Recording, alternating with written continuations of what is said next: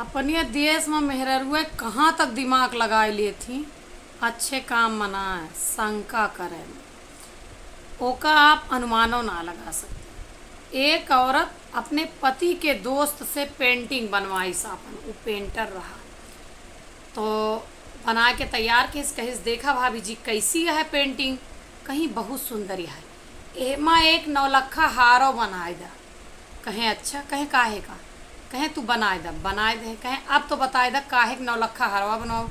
कहीं अगर कदाचित हम मर गए ना और ये दूसर ब्याह कह के लाए तो जोन मेहररुआ आए वो पेंटिंगिया देखे तो कहे कमीने ही नौलखा हार कहाँ है, हमका लाए के दे, हमरे सौतन का तो पहिरावत रहे, हमरे ता तेरे झूरा पर गया भाई।